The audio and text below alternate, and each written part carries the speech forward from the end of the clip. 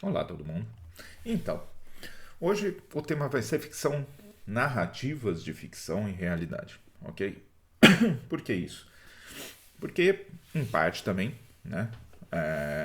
Eu acabei postando no meu Instagram um, um livro que eu tô lançando, né? Um livro de ficção, né? De horror, no caso, que eu gosto do gênero horror. E eu quis trazer um pouco dessa reflexão, né? O que eu penso sobre narrativas de ficção. Porque nós temos um costume muito grande de considerar que a ficção é igual a mentira. Na verdade, não é, ok? Por que não é? O que está sendo falado numa ficção pode até ser, no sentido não digo nem de mentira, porque mentira tem uma definição específica para isso, mas algo inventado. É algo inventado que, porém, se estrutura dentro de valores, de pensamentos, de discursos que são visões de mundo, são formas de entender o mundo. Tem argumentos sendo defendidos dentro de uma ficção. Ah, mas como assim? Argumentos é algo. Não, é real assim. Se nós pensarmos, e isso daí eu vou falar um pouco em outro vídeo, eu acho que nessa semana mesmo, eu vou tratar também de arte como linguagem e etc. Se nós pensarmos na diversidade de modos de comunicação que nós temos como seres humanos, as ficções elas acabam trazendo reflexões alegóricas para o mundo, do mundo. Ah, mas calma, isso quer dizer então que são reflexões super bem produzidas? Não, isso vai variar como qualquer outra comunicação, ok? Qualquer outra comunicação, qualquer tipo de comunicação, ela depende muito das estruturas ou da sistematização do pensamento daquele também que escreve. Muitas vezes nós temos, por conta do funcionamento mesmo do nosso aprendizado, da construção de conhecimento, das relações culturais e tudo mais, nós adotamos pensamentos ou tipos de pensamentos e estruturas de pensamentos sem nem mesmo saber que nós temos, que nós estamos adotando tais estruturas, né? Um exemplo disso é o pensamento platônico, o quanto a filosofia de Platão ela ainda está bastante presente em muita maneira de nós pensarmos, né? Mas como ela está presente exatamente como Platão falou? Não. Mas toda a influência que ele teve trouxe discussões. O Alexandre Link, por exemplo, do quadrinho da Sarjeta, ele fala para ele, e aí eu estabeleço para ele, ok? Por quê? Porque eu já vi outros professores universitários dizerem outras coisas, mas que atualmente você tem três pensadores, Freud, Marx e.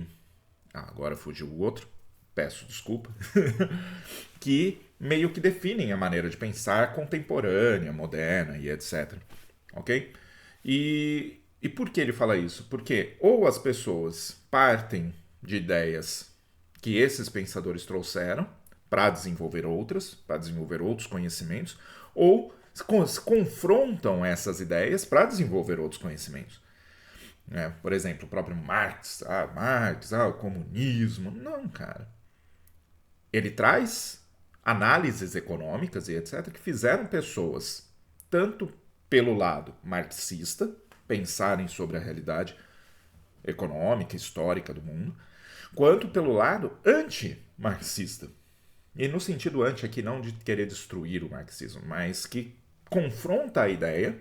Eu vou dar um exemplo da própria esquerda, tá? Para não acharem assim que é porque daí os de direita vão confrontar. Não, da própria esquerda, Bakunin. Bakunin, filósofo pensador anarquista, que se contrapôs a Marx em diversos momentos, em diversas ideias, em diversas estruturas de pensamento sobre os próximos passos das relações sociais. E confrontando trouxe ideias novas. Ah, mas o que isso tem a ver com ficção e realidade? Esses tipos de pensamentos, essas estruturas de pensamentos, elas fazem parte das nossas relações e da nossa comunicação, ok? Não é à toa, por exemplo, que eu comecei a fazer esses vídeos de reflexões pessoais. Por quê? Porque dentro de todos os estudos que eu faço, né, que não são, ó, grande coisa, mas em termos numéricos, mas das coisas que eu estudo, tudo isso me faz pensar e propor novas relações dentro do meu cotidiano. Eu não consigo desatrelar, por exemplo, o meu estudo das religiosidades que eu me proponho a ler, a pensar sobre, das minhas ações, das minhas atitudes no meu dia a dia. Né? Tanto que eu fiz até já um vídeo sobre religiosidade no dia a dia, mas pretendo fazer outros, porque tem muita coisa ainda, não é um tema que se esgota fácil. A ficção é a mesma coisa. Quando eu penso numa história, peço desculpa, mas quando eu penso numa história de terror, por exemplo, eu não penso pela mera questão de, eu vou causar. Não, e mesmo que pensasse, a minha estrutura do que é causar, ela depende de outros conhecimentos que eu construí nas minhas relações, né? Que foram construídas dentro da minha relação, das minhas relações. Então, novamente, isso aparece de alguma maneira dentro da história, dentro da narrativa. E se a pessoa consegue flexibilizar mais seu pensamento, consegue ir para diferentes sistemas de pensamento, ainda dá para construir diversos tipos de histórias, de textos, de narrativas de ficção diferente. Mas a narrativa de ficção, ela está falando mentira? Porque você vai ter teóricos que vão dizer que não. E justamente porque não é a forma, mas o conteúdo que é trazido, da maneira que é trazido, como isso nos afeta. Né? Temos que pensar que narrativas de ficção elas vão trabalhar também não só com o lógico racional, né? Mas também com a questão do emocional. Tá? O emocional é interessante aí. Para isso nós temos alguns autores. Eu acho que fugiu o nome dele, Cabreira. Eu não lembro o primeiro nome. É um professor da Universidade de Brasília, ok? Mas não vou lembrar o nome, eu acho que é Júlio Cabreira. Ele fala da questão logopática, que é uma questão já trazida pelo próprio Nietzsche, né? Que o Alexandre Link também, do quadrinho na Sarjeta, fala um pouco a respeito dessa, que eles confrontam a ideia da hiperracionalização, né? Trazendo o fator emocional, que faz parte do ser humano também. E eu acho que a narrativa de ficção ela trabalha muito com isso. A alegoria, o trabalho com textos alegóricos, ele traz também essa questão emocional, não apenas lógica. Né? O que nos ajuda muitas vezes a pensar o mundo, porque nós não pensamos apenas de maneira lógica, nós não somos máquinas, por assim dizer. Né? E ainda assim, eu falo por assim dizer porque eu não sei se eu concordo com esse termo de que máquinas são lógicas. Calma, né? Porque eu acho que daí tem outras discussões que não entram neste vídeo, né? E eu nem sei se eu daria conta de trazer essas reflexões mais aprofundadas sobre o tema. Porém, na ficção, você tem como trabalhar esses elementos estéticos. E aqui eu estou trabalhando com a ideia de estética, que eu vou explicar um pouco melhor na próxima, como essa relação afetiva. E aqui, né, o afetivo que nos afeta de uma maneira positiva, negativa, agradável, desagradável, neutra e etc. Mas ainda assim, esse tipo de sensações que são trazidas, esses efeitos emocionais que são trazidos dentro de uma narrativa, seja ela literária, seja ela audiovisual, seja ela visual, seja ela X, né? Outros tipos. Pois bem, no total, o que eu considero, né? Como eu penso a questão da ficção, da narrativa de ficção. As narrativas de ficção, elas são maneiras alegóricas de se tratar problemas ou reflexões reais. É a realidade ainda? Não, porque a realidade é algo a ser constantemente analisado, pensado, refletido a respeito. Mas são outras estruturas de pensamentos, outras maneiras de pensar que são trazidas de uma forma de comunicar, não só através da lógica, né? Através da relação lógica linear, como diz Wilhelm Flusser, né? Mas através de uma logopatia, de uma lógica unida com a questão afetiva, de uma maneira mais circular.